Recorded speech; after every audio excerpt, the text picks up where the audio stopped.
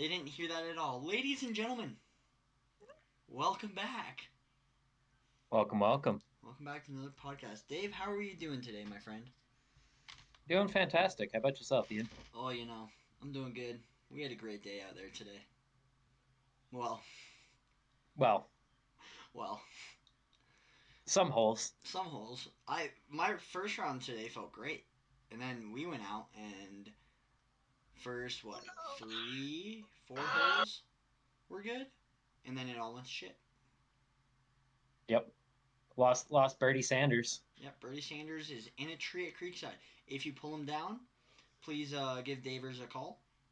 Thank you very much. Name and number should be on it. Hopefully it hasn't worn off. It's kind of an old disc. Yeah, that would be very sad.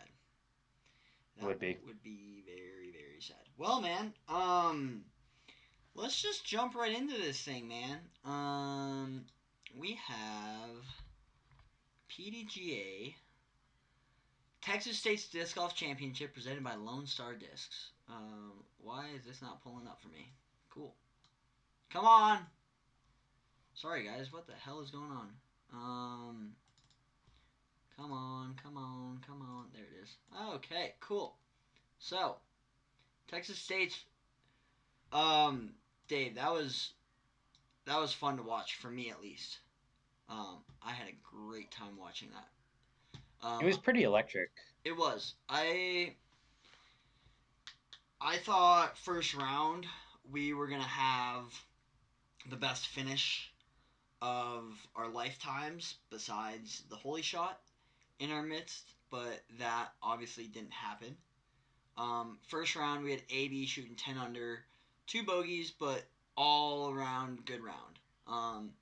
Calvin, Mason Ford, Gannon Bird, Ezra Aderhall, all tied for second after the first round, 9 under from all of them.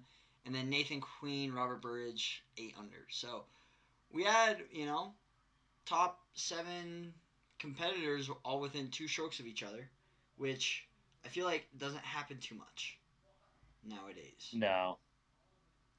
I think the course is just playing kind of easy for those guys. So everybody was able to stay up top. It was a little windy out the first day, which I think kept the scores below having a lot of people in double digits. Mm-hmm. But as we saw with round two and round three, with Gannon and AB shooting almost near perfect rounds, it was definitely a very scoreable course. Yes. But it was also a course where if you didn't hit the right line and you did get sent off into the woods, like you were, taking a par or a bogey, uh, I didn't really see any double bogeys out there all weekend. No, I don't think there was a lot of scoring separation with the course. Mm-hmm. It was either you were shooting really well or shooting kind of mediocre and just kind of like, all right, well, you're kind of out of it if you're not making birdies on every hole for the most part. Yeah. Um, I I really enjoyed watching that first round. I can't remember exactly who was on coverage. Um, but it was good to see Calvin. I do think, dude, did you see Calvin hit first available, first throw of the tournament? Yep. I If that was me, I would have DNF'd right then and there. So Just props to Calvin. props to him. Yeah, props to Calvin for pulling that one out because I personally would not. I would have been like, no way we're doing this. But he I, pulled everything back together. I think for me, it takes the pressure off, right? Like, worst thing you could do is start your round with a birdie because you can't get any better than that for the Mm-hmm. most part. You can only go downhill. So you hit first available on your first tee shot. You can't do much worse. Yeah, you really can't. No, that was super super entertaining first round to watch. Second round, let's let me pull this back up for the people. Second round. Can we just look at what the stop? Why is it doing that? Why is it doing that? Oh my god. Oh my god. There we go. I figured it out. Dave, don't you worry. Um, let's just look at this AB stat line. Fairways, 100%. Didn't have to scramble. Um, circle 1 putting, 14 for 18. Circle 2 putting, 18 for 18. Or sorry, C1X putting, 11 for 12. He was in the circle 1, in circle 1 for 14 of his shots in regulation, and circle 2 for everything else. Mind blowing. He missed 2 putts. A circle 1 putt and a circle 2 putt, or it would have been a perfect round. Yeah. He's just throwing the disc really well. He's not missing his lines. And I think one of his biggest things that he can do is he can throw really far from a standstill. So even if he's hitting some of those low ceilings and dropping early, he can throw a 450-foot forehand or just like be able to get up and down real easy in those tight lines. I think that really helped his game this week. Yeah, I would It was agree. so fun to watch that 16 under. Oh I my, thought we were going to have another 18 under, yeah, a true 18 under without having an eagle on the card. yeah. I was mind blown by that course, and I think the course layout's amazing. I think Anthony played everything to perfection that day, and even the final round, he had a bogey, whatever. Played everything the best he could. He wasn't super hot on Sunday. He's still playing great disc golf, but he wasn't, cooking hot. He shot, average on that last day. It was 8 under 8 that under. last day with 3 bogeys. So, like, it could have been 11 under, and it could have taken this thing out of proportion. Um, Well, he had a big stroke lead going into that last day, and then Gannon came out real hot. mm-hmm. Shot 15 down that last round, Yeah, trying to make a comeback. yeah, it was awesome. And then I also have to give a big shout out to Ezra Aderholt. He had 2 bogeys on Saturday. Let's say he takes those bogeys away, he's 13 under, which would, correct me if I'm wrong, would have tied the course record, or was it 12? I think it was 13. Okay, so would have tied the course record on Sunday, and played great. We didn't get to see a lot of him on coverage that day, but the stuff we did see, like circle 2 putting on fire. That perfect jump putt he was pushing him in perfectly. I've been a big fan of Ezra. I think he's a great disc golfer, and I don't think he's winning the event this year unless something like this happens again, where he has 3 great rounds and we don't have an Anthony Barella or a Gannon Burr, on his tail. I mean, winning this year is going to be really hard. It doesn't, so far in the tournaments we've seen, it's not just consistency that gets you there. You need to be consistent and have a really hot round. Yeah. Yeah, totally. I also have to give a big shout out to Mason Ford. I Yeah, he was bogey free the entire weekend. Didn't take a single bogey all weekend. He finished at minus 21. I think everyone else took a bogey in some way, shape, or form. And then Matty O, round 3, shoots 10 under. Bogey free last round. Great, great stuff from Matty O. We got to see a little bit of him on coverage through Chase Card and stuff. Matty O, was also playing great. Yeah. This course kind of fits his style with that like high pull through. He keeps the disc real low, real nose down on all of his shots. Mm-hmm. So I think the course kind of fit his play style really well. Yeah. Yeah, man. And then Anthony Barella. That last round was, like I said last week, was fun.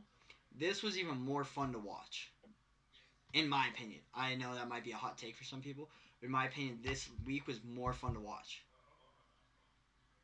I think it had a because Gannon was so hot at the end, it brought that drama in. But I thought the course last week finished a lot better, 2 weeks ago, finished a lot better as far as like course design itself. Yeah.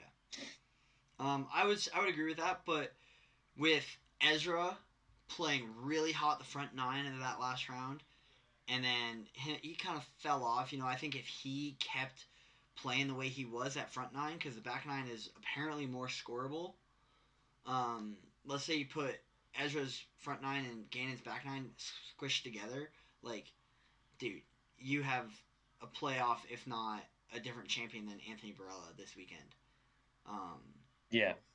I I think the drama was amazing with Gannon almost acing 15 and 18. Like, he needs another foot of push on that hyzer, and it's an ace, and they're going to a playoff. Unless AB makes a birdie or he bogeys somehow. He's like, oh my god, Gannon just ace. Now I need to like put it close so I can birdie, and then he goes out of bounds or whatever. Anything could happen there.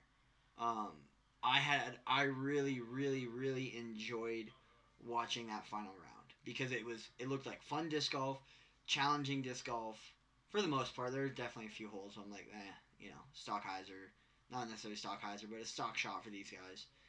And you come into that last hole and with a two-stroke lead, and yeah, I think it's also exciting seeing the younger guys now come in and starting to win. So now you never know who's going to win week to week. yeah, And I think that puts a little of excitement in it too, because somebody like a Gannon could get super hot and just come back super easily. yeah, totally. And I think with Calvin having that elbow injury, I know I saw at least two shots from him over the weekend where if I was Calvin Heimberg, I would throw in a forehand. But that eagle turnover shot he has is just so beautiful. He controls that disc really, really well. Yeah. So, Well, and we're not really seeing any of those older, I guess, more seasoned disc golfers really near the top right now, right? Like mm-mm. Ricky finished 17th.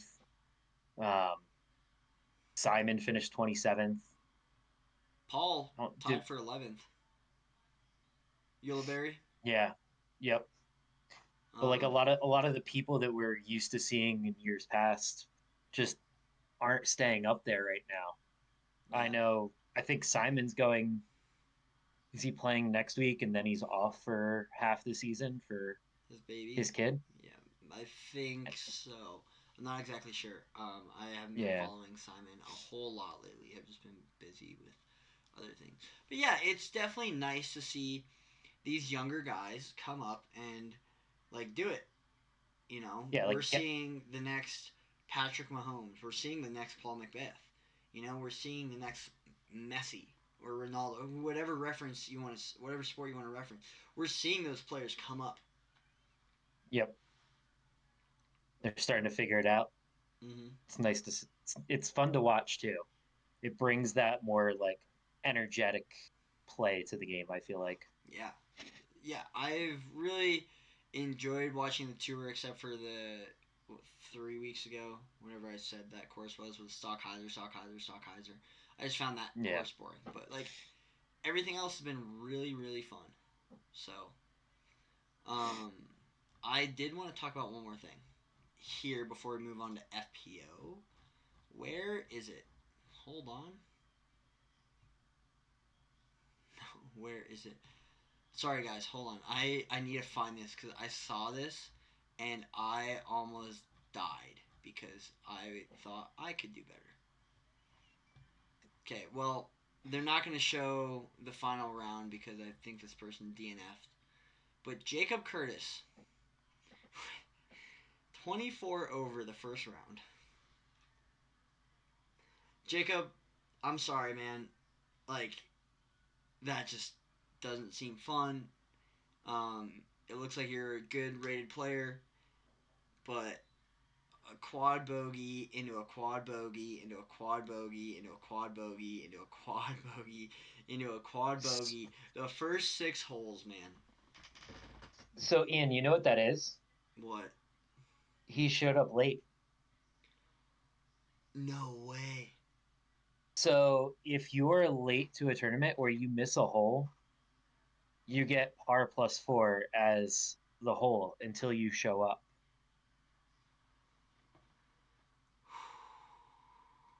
Dude, did you forget So to? he did he forget to He set his alarm or something? he forgot he missed his tee time apparently and showed up by hole 7. Oh my god, I didn't even realize that. And then Yep. I believe he went on to not even. No, he did finish. Um, he actually played really well the last round, 7 under the last round. Yeah. So if you ever see a score like that where it's plus par plus 4, that usually means that somebody missed their tee time and showed up late. And I know with a lot of local tournaments, what we'll do is after like hole 3 or 4, we'll basically just say like that person wasn't here, and the scoring will automatically give them par plus 4 until we correct it. Wow. Okay. Interesting. Very Yep. interesting. Okay. Did you watch any FPO coverage? Yeah. Okay. I watched a bit of the morning holes. Okay. I did not watch any. I just yeah, life. So let's take a look at this, people. Um, I'm gonna pronounce his name wrong, and I'm so sorry, but I'm gonna try my best. Oniken Christiansen Sten. Did I get it right? Close. Uh, I think they were just pronouncing it Annika Sten, Okay. Anakin Sten all weekend. Um, it looks like it's Steen, but I think they kept saying Sten, so Okay. that's what we'll go with. Cool. Sure. Sure. Um, Congratulations on your first, from what I believe, first PDJ Pro Tour event. It's her first win. Yeah. It was also her first round, was her first 1,000 rated round ever, followed by 2 more 1,000 rated rounds. That's insane. That is insane. And she only took 2 bogeys all weekend. Or wait, sorry. No, I read that wrong. Yeah, 2 bogeys all weekend. Yep. Good for her.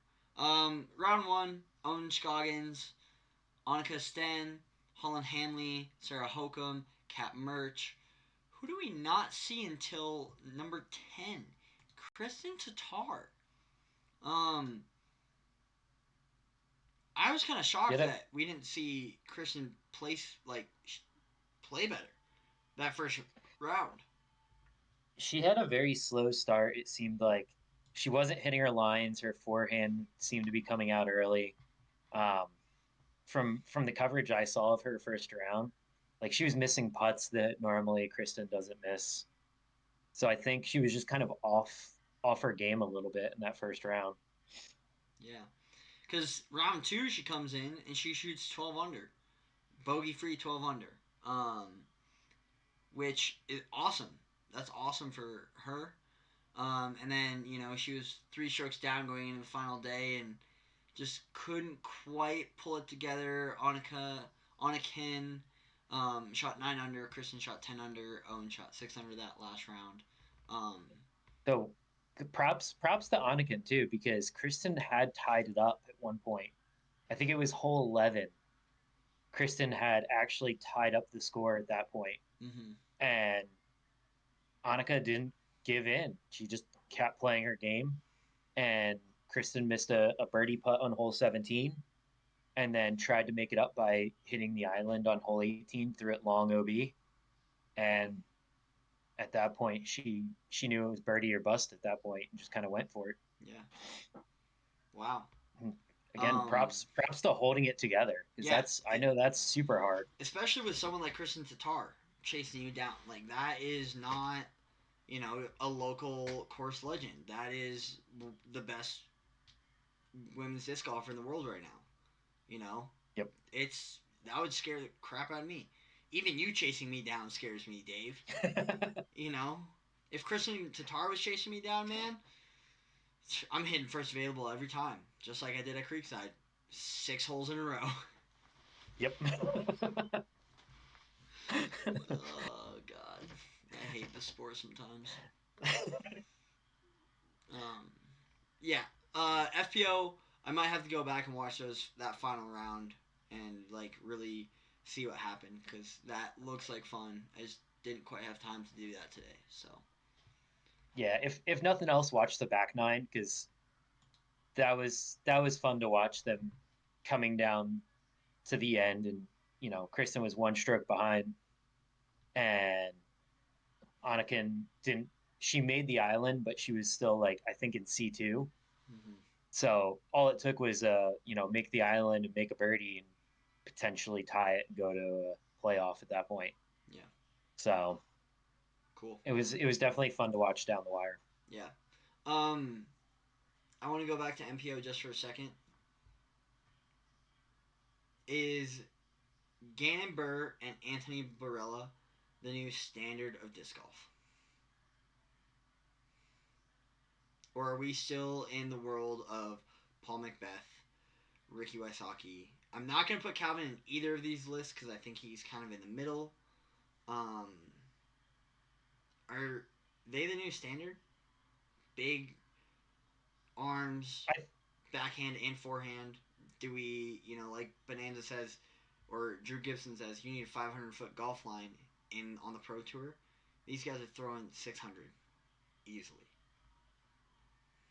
I definitely think they figured something out, especially for the courses that we're playing. Right, um, they can throw really far, but they can still throw touchy shots, and I think that they figured out something that nobody else has yet. Um, but we'll see, right? Like we may still play some of those older courses. We still play Northwoods Black, where Isaac has been known to crush there. Um, I think some of the older names are just kind of starting to fade because they can play really well. They just can't play up to the standards of the young guns. Okay. And I think with a lot of tournaments going to like 4 days and I think Worlds is 5 days now, Yeah.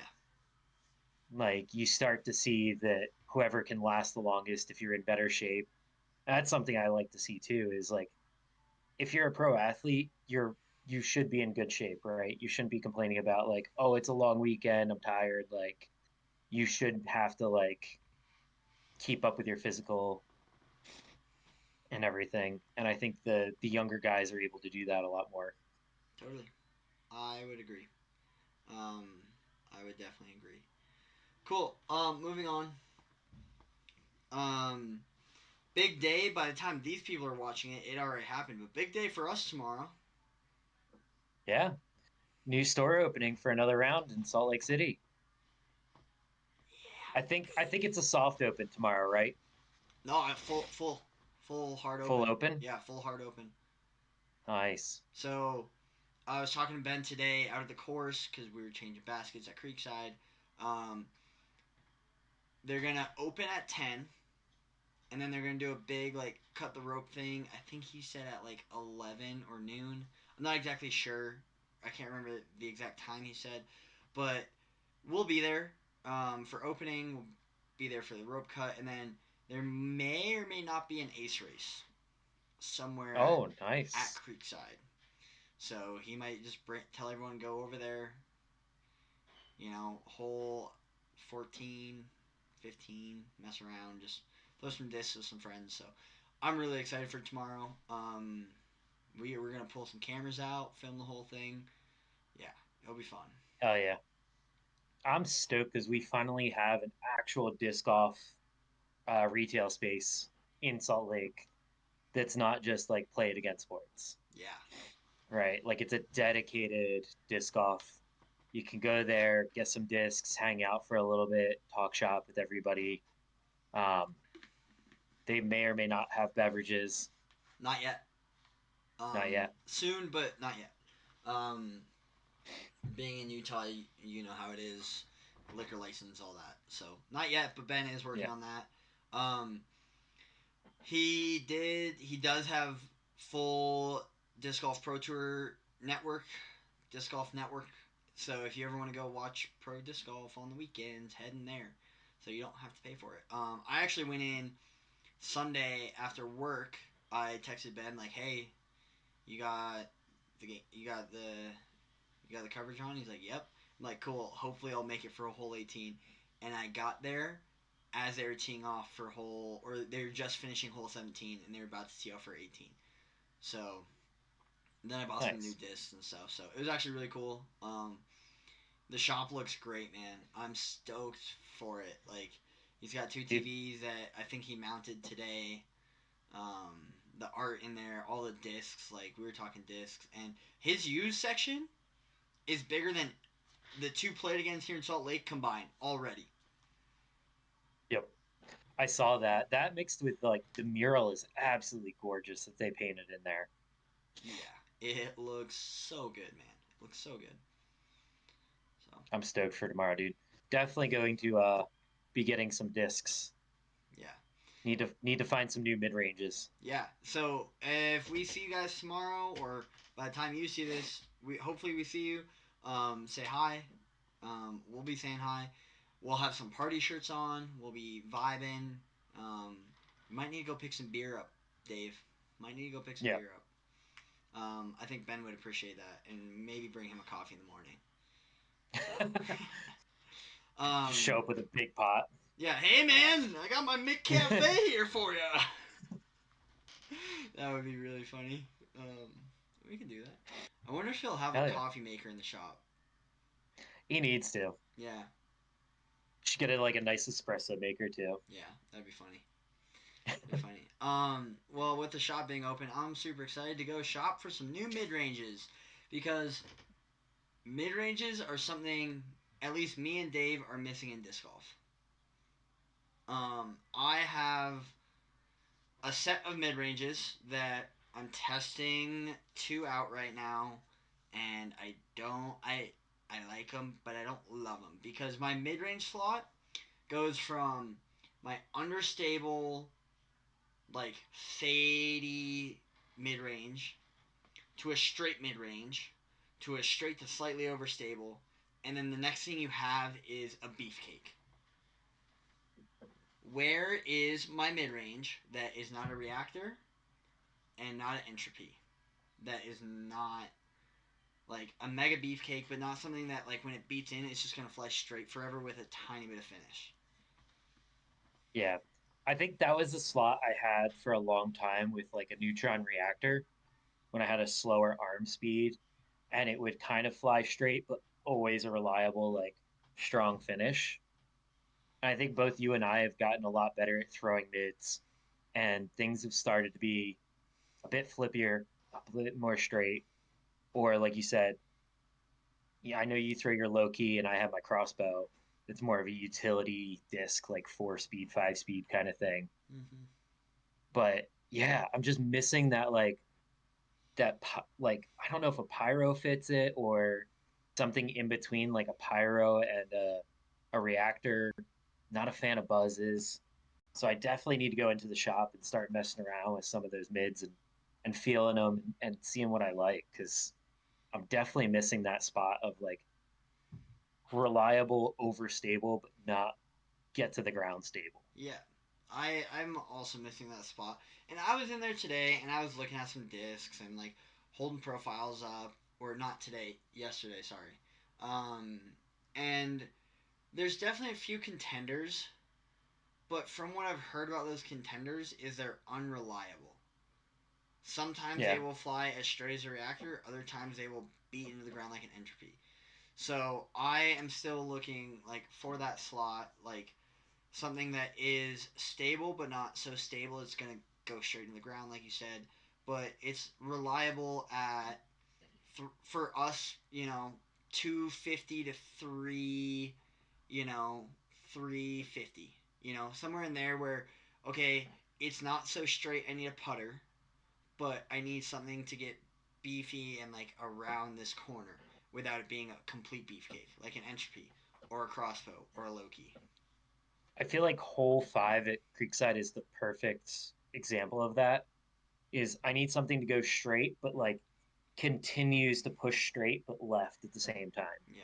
and we'll just like glide down there. And I'm right now I'm just throwing a Firebird because I just want to get something left, but Yeah. I I was feel because that hole right now, like I love that where it is because it makes it challenging, right? But Mhm. I want to throw a mid on that.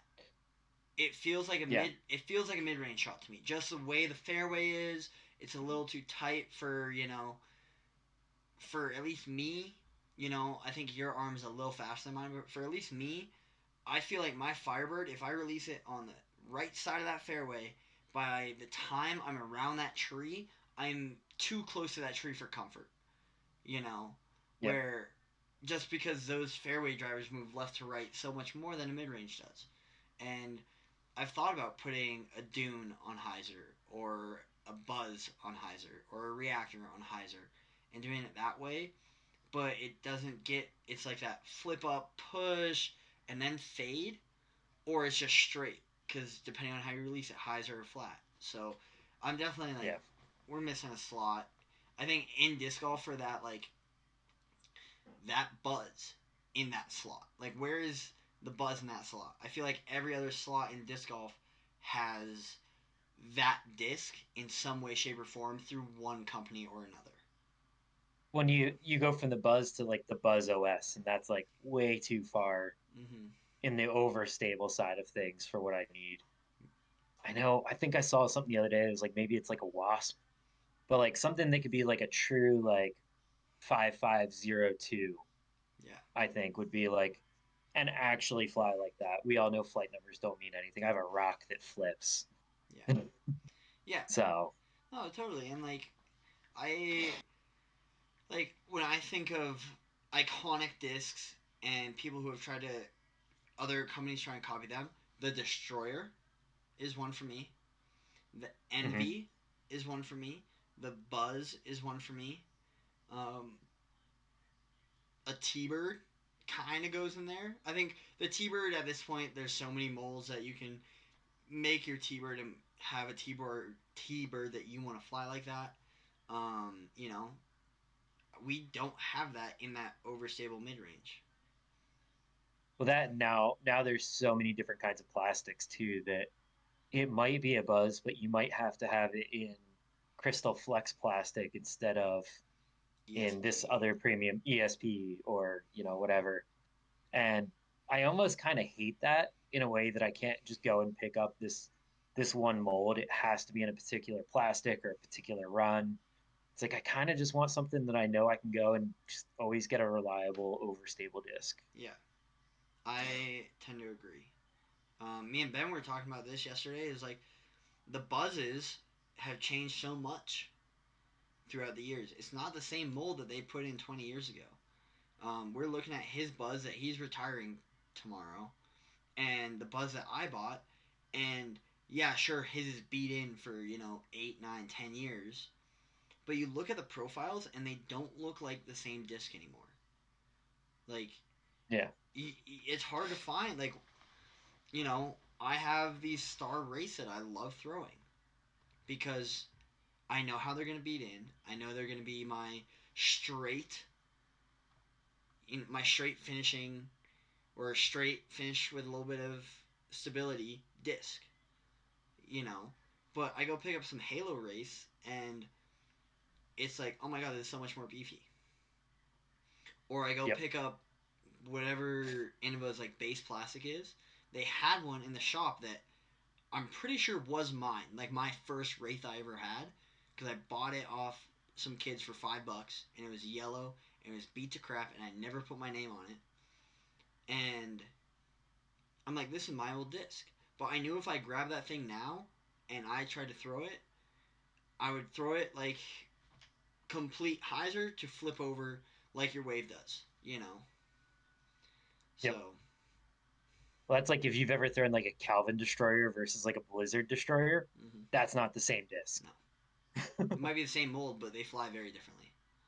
Yeah. Like I've thrown Champion Race, I've thrown Star Race, I've thrown that base plastic race, I've thrown Halo Race, and for me personally, I don't like a lot of stuff in Halo. It flies differently than I like it to, and I have a Leopard 3 in Halo and Star Plastic, and I think it's just me, but I've always liked Star Plastic compared to the Halo or the Champion. And yeah, I have a few Champion plastics in my bag from Innova, like my Thunderbird. Um, I have a Halo Firebird in there because it's a utility disc. I'm not throwing a Halo Firebird off the tee that many times. So yeah, We'll definitely do some shopping at Midranges tomorrow. yeah. I spent $50 the other night. I bought some new discs. But yes, I will be spending money there tomorrow because I want to support Ben. I want to support the team we're on and all that jazz. So Hell yeah. sick. So whatever company makes that 5.52 to 2.5 to 3 disc without it being a beefcake, let us know, please, and thank you. Cool. Moving on. Local leagues and days of tournament, Dave. Let's start with local leagues. We went out last week. We played a doubles league at Creekside.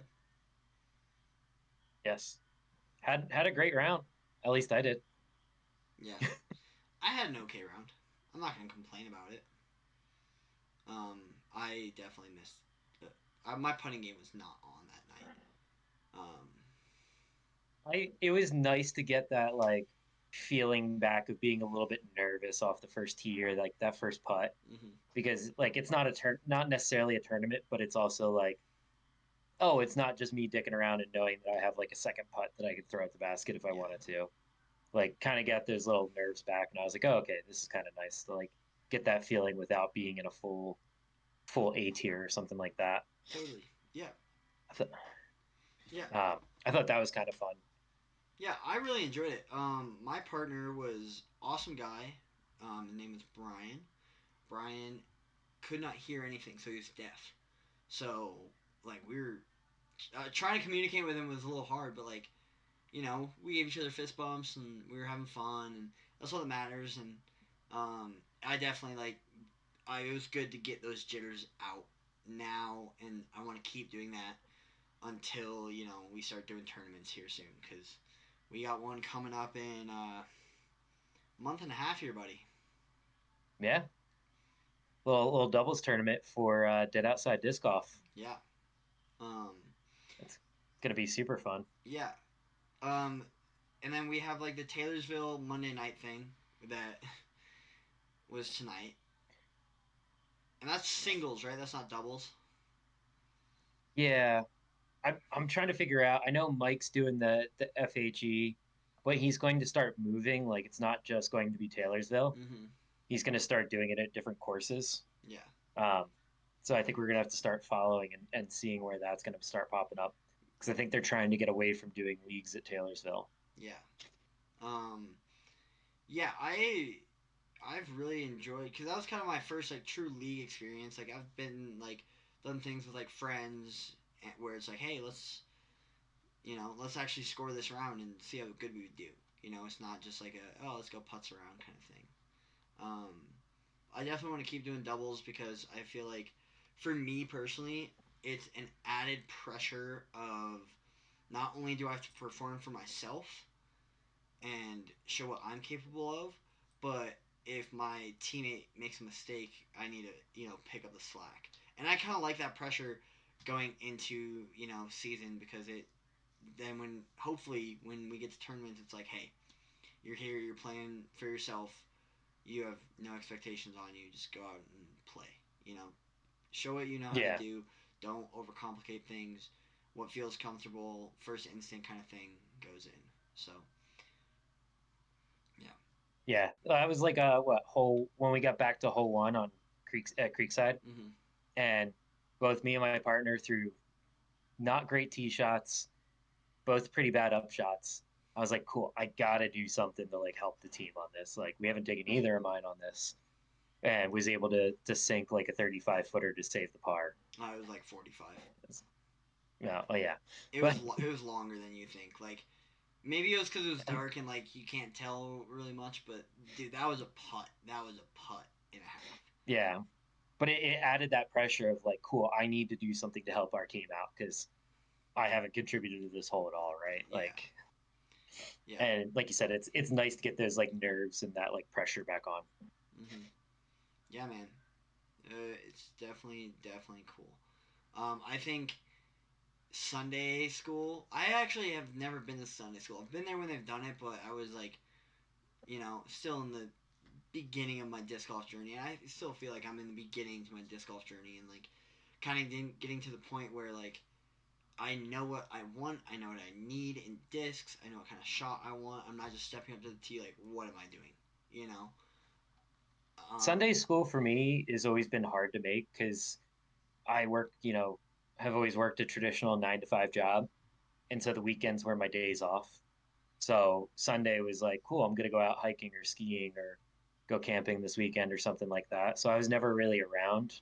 Plus, it being, I think, 9 o'clock in the morning. Yeah, it's I think they pretty do signups. early. Yeah, pretty early on Sundays. I've never been like, oh yeah, let me get up and get out to Sunday school on a Sunday. Yeah.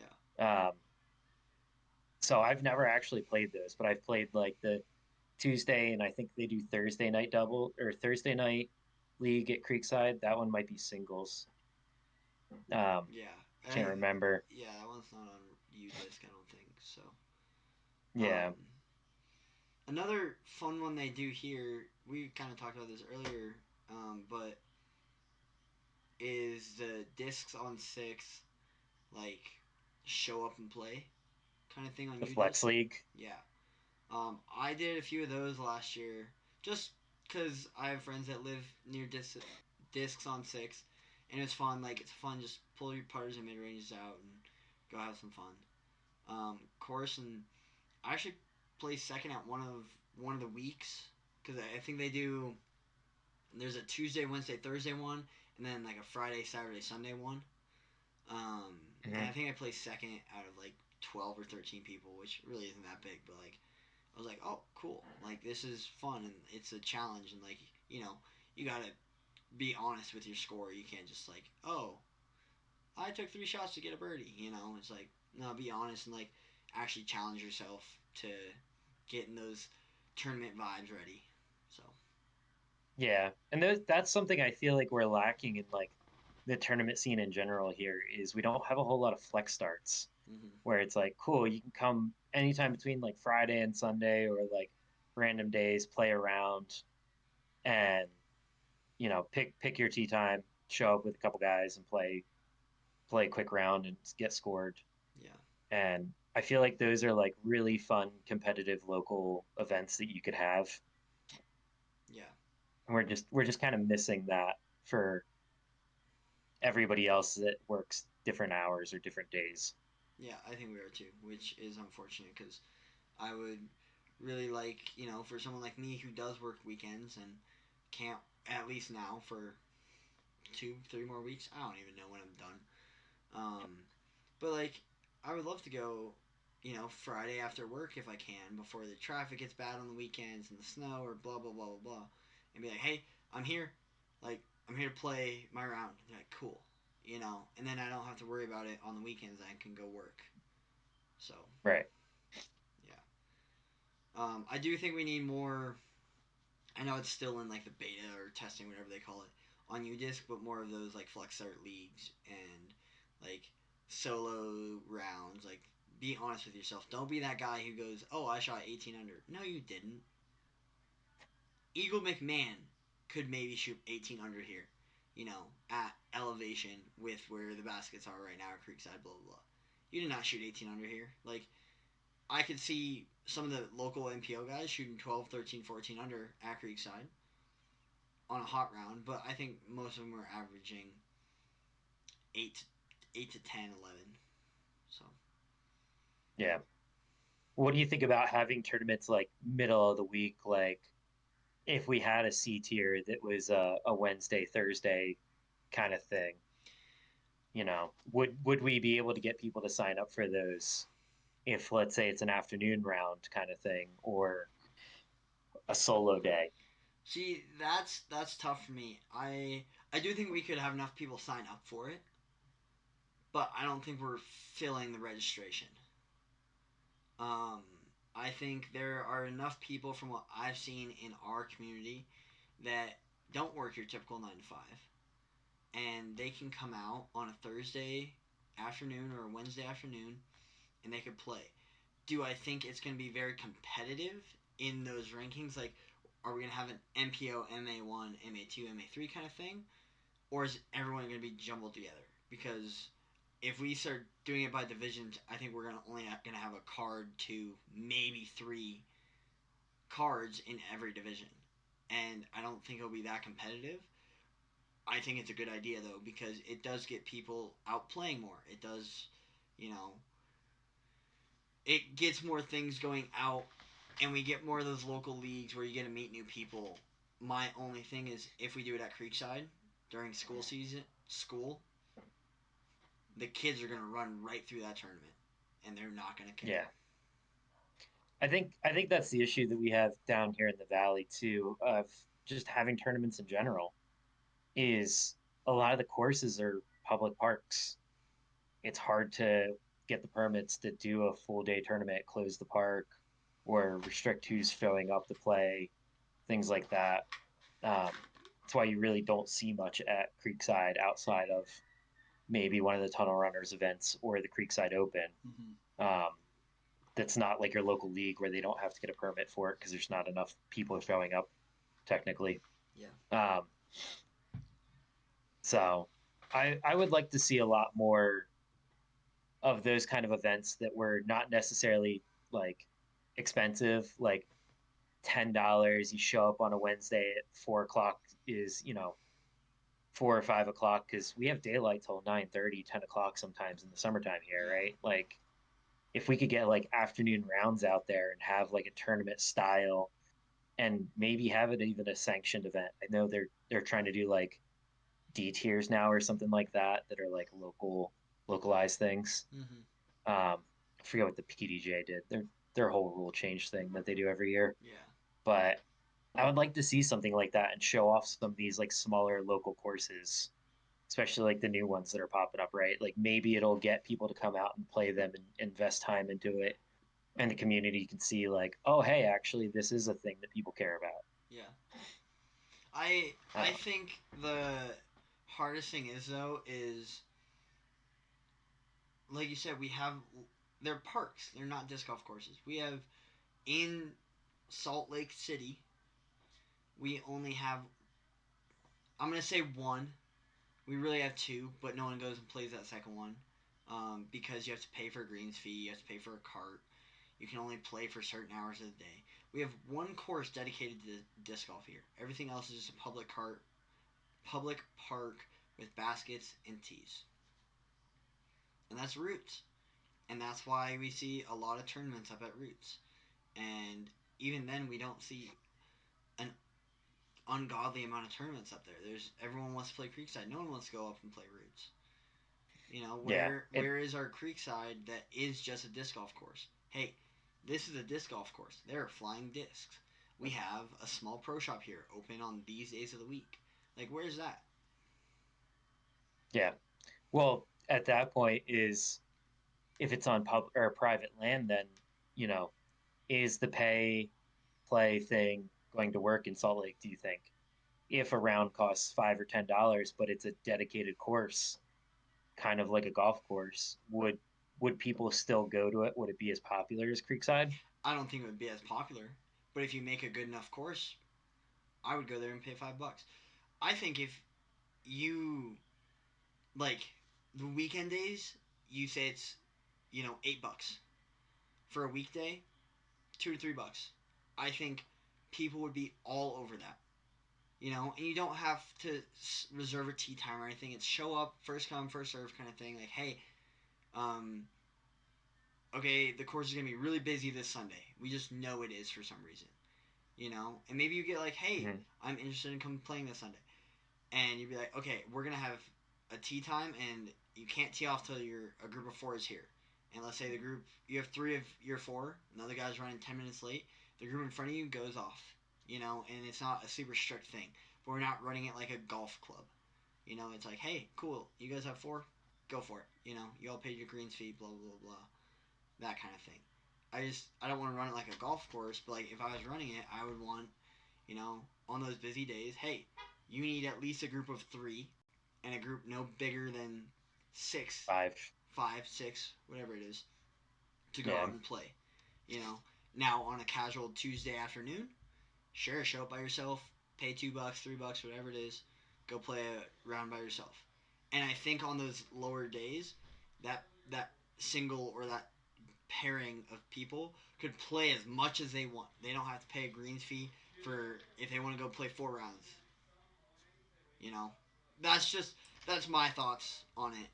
If we Well, were to ever do that in Salt Lake, I think it would be fun too for some people that are like trying to practice or get better at certain shots or like actually kind of care about disc golf. Because like you go to Creekside and there's so many people out there that are like, I mean, me and you have done it, right? Like we bring friends that have never played or whatnot, and you're like, cool, let's go out and we can, play around. And then, we're sitting there and it's like 2.5 hours later, we're stuck behind 6 groups of 5 people, all hunting down discs and everything like that. yeah, It'd be kind of nice to be like, yeah, I'll pay $5 and I know that I can go play a course. yeah. I also think that we have a big issue with Creekside, especially groups bigger than 5 or 6 going out, and you have a group of 10 people, and they're not letting anyone play through. That is like one thing that really pisses me off and peeves me. Like that gets me going, cause like I'll go out there some days. I'll sit there at T1 and I'll wait for you. Maybe I'm playing by myself or whatever's going on. And I think we play pretty fast disc golf. I don't think we play slow disc golf at all. We had a single behind us for what 7 holes, and we were throwing 2 shots each today.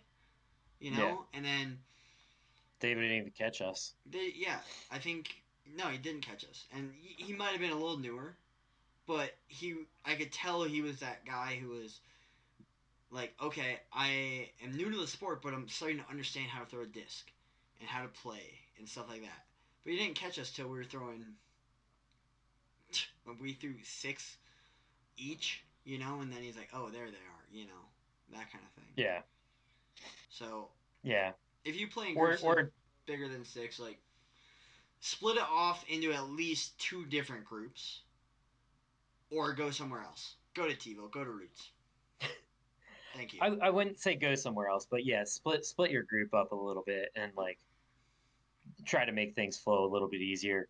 Um, I don't know. I have a weird thing with like I've played so many rounds by myself, and you start group hopping, and it's just like, all right, now I'm sprinting through this round and like trying to play through all these different groups, Mm-hmm. and like sometimes I'll just be like, cool, I'm just gonna leave and go somewhere else and go play like a T-ville where I know it's a little bit less busy, Yeah. just because of that reason.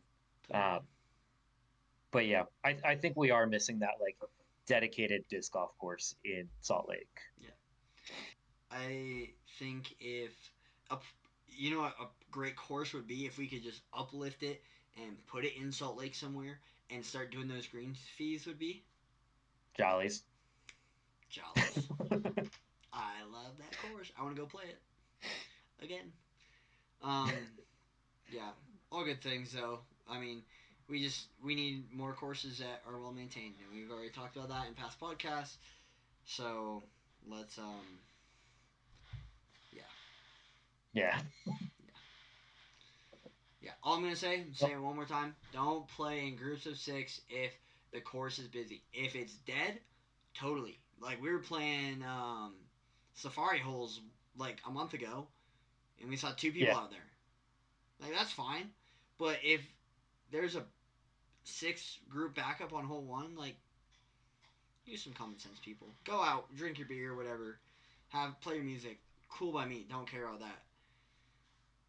Play fast or split up. Yep. So, All right. You got your yeah. disc of the week ready for us, Ian? Not only do I have my one disc of the week, Oh, that's right. I have 4 of them. I think the only let me think about this for a second.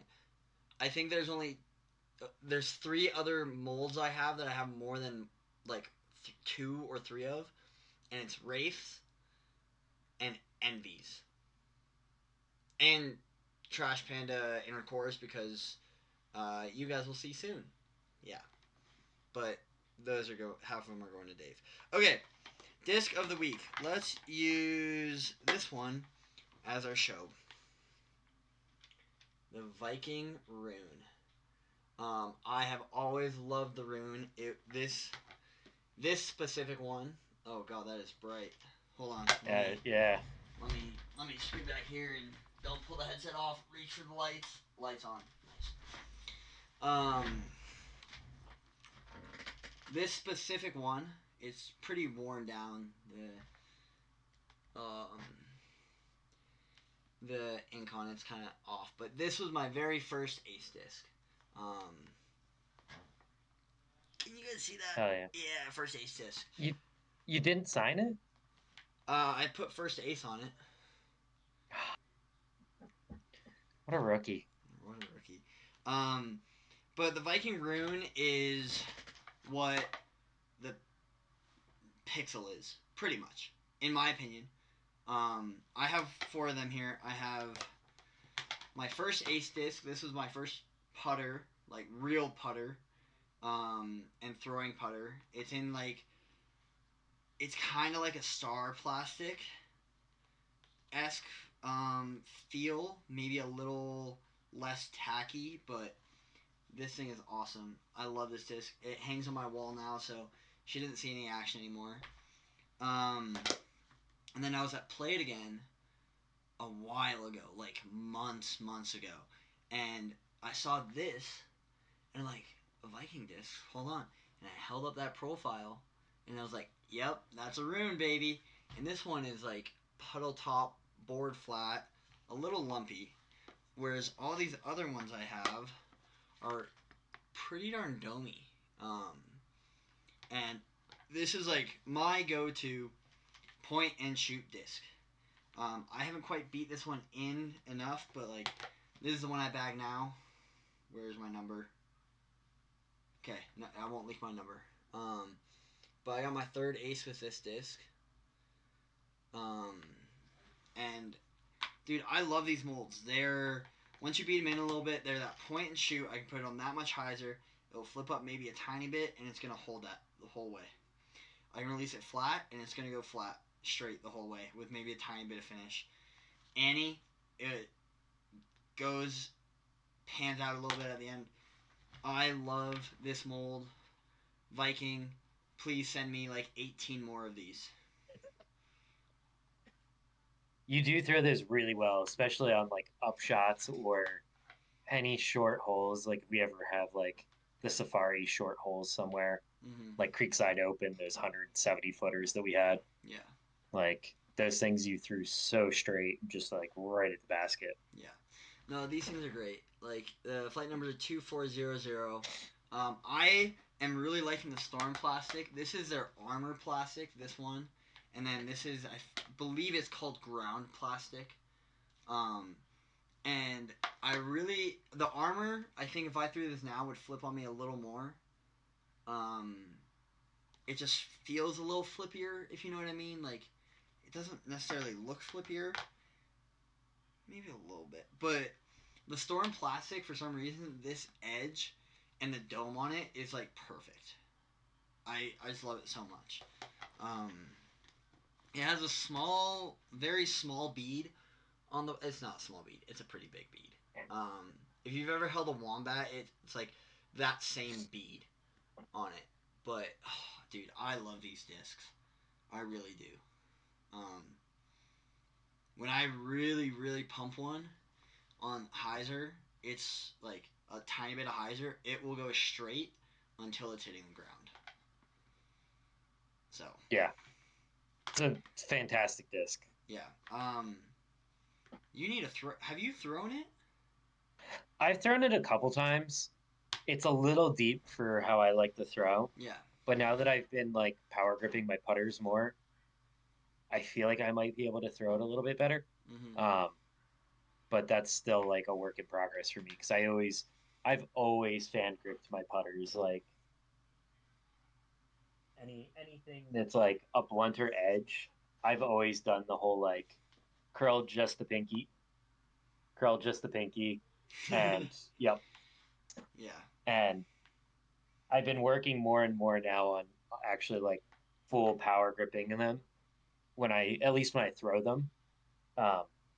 And I think that the rune fits my hand better for that style. Yeah, I might let you borrow this one for a little bit. Ben is getting some in the shop. I think they're all in ground plastic though. Oh, But that's fine. If they're in armor, I will definitely buy some.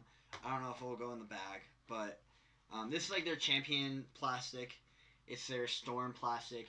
It feels really nice. The one thing with Viking discs is you do have to order them through a retailer or through their website, and if you go through their website, it takes like 3 to 4 weeks for them to get to the U.S. because they are based out of Norway. I want to say somewhere over in sounds Europe. right. Somewhere over in Europe.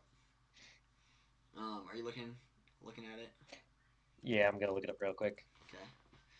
But yeah, I love these things. This one is kind of the backup to this. This one was a putting putter for a while that kind of just sits in my putting putter bag whenever I go practice, and then this one hangs on the wall. So, yeah, I love those things. And yeah. You looking it up? Finland. Finland. Dang. They're from Finland. I knew it was in one of the fingers up there, you know. Yeah. Finland, Sweden, and Norway up there. So sick. Dave, I think that's all we got for this week, right? Unless you wanted to do your little unboxing. Oh yeah, might as well. Hold on one second. I need to grab something off the wall because I hung it up because I thought it was so cool. Ian got his surprise that he was talking about last week. I was gonna put this as disc of the week, but it's been so overblown up, which isn't a bad thing by any means, but we don't need to highlight it that much. I got a beautiful gift from Trash Panda. This is their Nocturnal box. It comes with 5 discs. I've already opened this, but for the sake of it, we're gonna reopen it. I don't know where the graphic thing went, but you can actually scan the QR code and watch a video with Jesse, the owner of Trash Panda, and he'll walk you through all your discs. So this is the 287th disc that they put in their new ink injection machine. It's their base plastic black, pretty board flat, and then it comes with 2 more base plastics. So we got a black one here, and they're all inner cores. Black one here with a nice kind of shiny stamp on it, which I really like. I like that stamp. I love their logo. This white one, this stamp's kind of hard to see, but it's their factory second one. They're all a little lighter too. They're all like 168. This black one's 170. That's the heaviest one. And then they sent us 2 of their premium plastics. I want to show this one off because I think this other one's cool. But this one is also seconded. You can see the second there. It's a little more domey. It actually kind of reminds me of a rune without a bead. And a little deeper finger slot there. And this one. Oh, I like that. Yeah, I figured you'd like this one a lot. And this one is not a second. This one is an yeah, I really like this. So this one's kind of like, it feels like it has a little higher shoulder, but I really do like these. We will be doing a video with these 4, and we may or may not be playing for who gets to keep this. How does that one feel compared to the others? This Can one? you notice, like, yeah, because technically that's on their new machine, right? Yes. So it's a lot tackier. It has definitely more grip in the thumb, whereas this one, in the same plastic, is not quite as grippy. I can tell that this one scuffs up more. It just came more scuffed up for whatever reason, which I don't care. This one is still like shiny new. Yeah.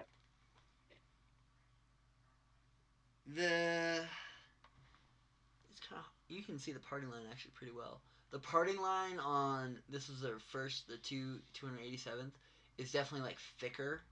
Like you can tell like that's where that parting one, whereas this one's like pretty seamlessly smooth. So, but they both feel great in the hands. I really like what Trash Panda does because they actually stamp everything on the bottom. I don't know if we're gonna get the light for this. There it is.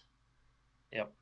So I actually really like that, and the reason I put it with the inner cores for a while is because I could actually grip right there on the on the bottom logo, and it And felt, just get that extra. yeah.